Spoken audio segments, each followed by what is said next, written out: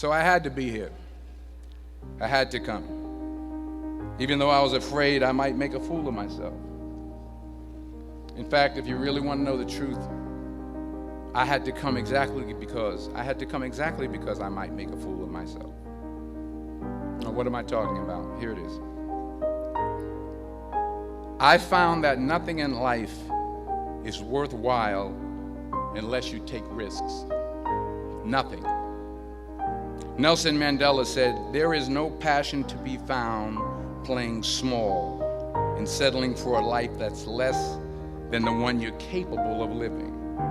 Now, I'm sure in your experiences in school and applying to college and picking your major and deciding what you want to do with life, I'm sure people have told you to make sure you have something to fall back on. Make sure you got something to fall back on, honey. But I never understood that concept, having something to fall back on. If I'm going to fall, I don't want to fall back on anything except my faith. I want to fall forward. I figure at least this way I'll see what I'm going to hit. Fall forward. This is what I mean. Reggie Jackson struck out 2,600 times in his career, the most in the history of baseball. But you don't hear about the strikeouts. People remember the home runs. Fall forward. Thomas Edison conducted 1,000 failed experiments. Did you know that? I didn't know that. Because the 1,001st was the light bulb. Fall forward.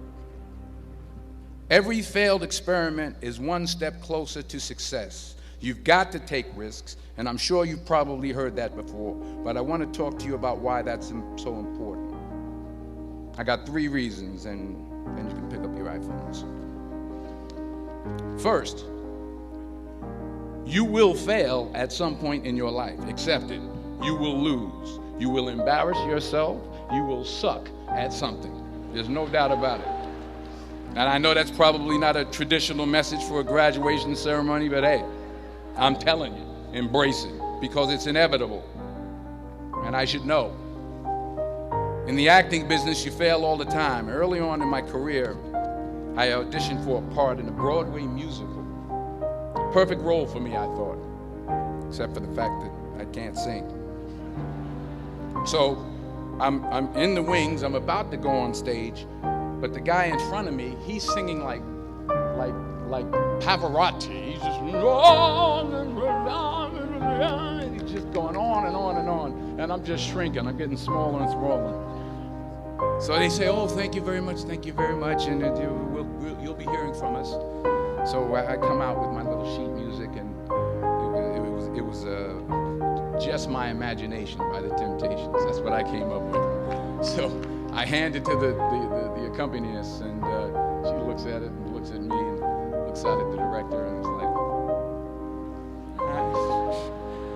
so I start, I'm going to sing. I'm like, it's just my imagination once again, and they're coming away with me. And they're not saying anything, so I'm thinking I'm getting better. So I just start getting into it.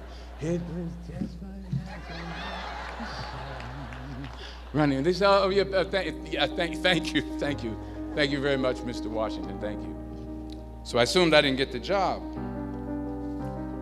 But the next part of the audition, he called me back. The next part of the audition is the acting part of the audition. So I'm like, hey, okay, maybe I can't sing, but I know I can act. So they pair me with this guy, and again, I didn't know about musical theater. And musical theater is big, so they can reach everyone all the way in the back of the stadium. And I'm more from a realistic, naturalistic kind of acting where you actually talk to the person next to you. So I don't know what my line was. My line was, "Well, hand me the cup." And his line was, "Well, I will hand you the cup, my dear. The cup will be there to be handed to you." I said, "Okay." "Well, should I give you the cup back?" "Oh, yes, you should give it back to me, because you know that is my cup and it should be given back to me."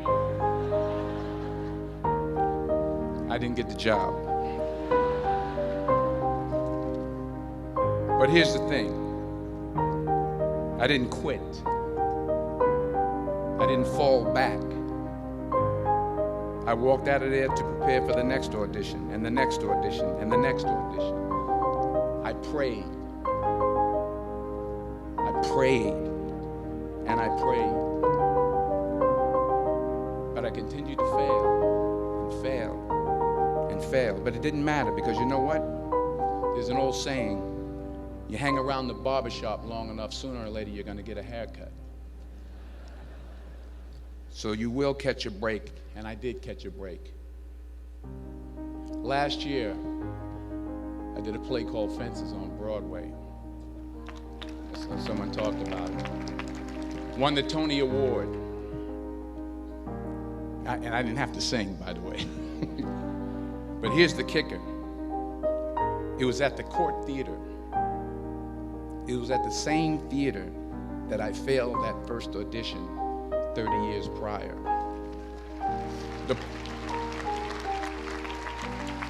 The point is, and I'll pick up the pace, the point is, every graduate here today has the training and the talent to succeed.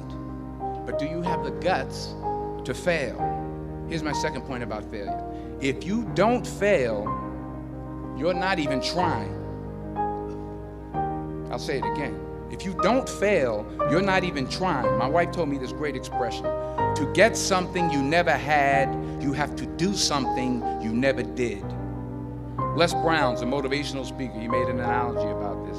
He says, imagine you're on your deathbed, and standing around your deathbed are the ghosts representing your unfulfilled potential. The ghost of the ideas you never acted on. The ghost of the talents you didn't use. And they're standing around your bed, angry, disappointed, and upset. They say, we came to you because you could have brought us to life, they say. And now we have to go to the grave together. So I ask you today, how many ghosts are going to be around your bed when your time comes? You've invested a lot in your education, and people have invested in you. And let me tell you, the world needs your talents. Man, does it ever. I just got back from Africa like 2 days ago, so if I'm rambling on, it's because I'm jet lagged. I just got back from South Africa. It's a beautiful country, but there are places there with terrible poverty that need help. And Africa is just the tip of the iceberg. The Middle East needs your help. Japan needs your help. Alabama needs your help. Tennessee needs your help. Louisiana needs your help. Philadelphia needs your help. The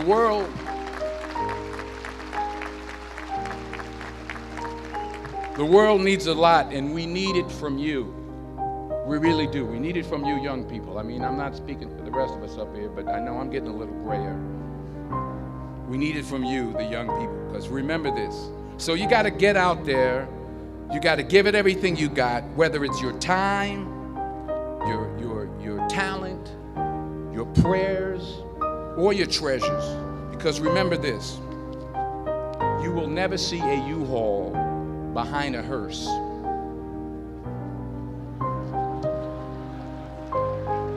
I'll say it again. You will never see a U-Haul behind a hearse. You can't take it with you. The Egyptians tried it, and all they got was robbed. So the question is, what are you going to do with what you have? I'm not talking about how much you have. Some of you are business majors. Some of you are theologians, nurses, sociologists. Some of you have money. Some of you have patience. Some of you have kindness. Some of you have love. Some of you have the gift of long suffering. Whatever it is, whatever your gift is, what are you going to do with what you have? All right, now here's my last point about failure. Sometimes it's the best way to figure out where you're going. Your life will never be a straight path. I began at Fordham University as a pre-med student. I took a course called cardiac morphogenesis. I still can't say it. Cardiac morphogenesis. I couldn't read it. I couldn't say it. I sure couldn't pass it. So then I decided to go into pre-law, then journalism. And with no academic focus, my grades took off in their own direction. Yeah, down. I was a 1.8 GPA one semester, and the university very politely suggested that it might be better to take some time off. I was 20 years old. I was at my lowest point.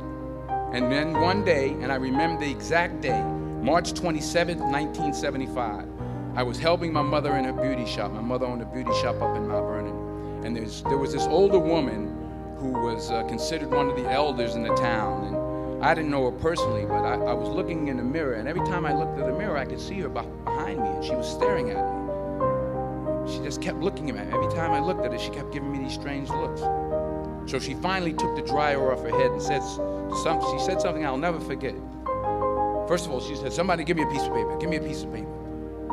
She said, "Young boy, I have a prophecy, a spiritual prophecy."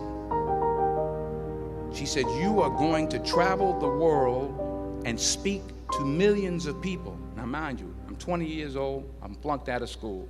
In fact, like a wise ass, I'm thinking to myself, maybe she's got something in that crystal ball about me getting back into school next fall. But maybe she was onto something, because later that summer, while working as a counselor at a YMCA camp in Connecticut, we put on a talent show for the campers. And after the show, another counselor came up to me and asked, "Have you ever thought about acting? You're good at that." So when I got back to Fordham that fall, I got in and I changed my major once again for the last time. And in the years that followed, just as that woman prophesied, I have traveled the world and I have spoken to millions of people through my movies.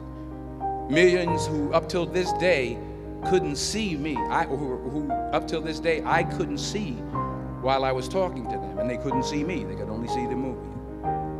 They couldn't see the real me. But I see you today, and I'm encouraged by what I see, and I'm strengthened by what I see, and I love what I see.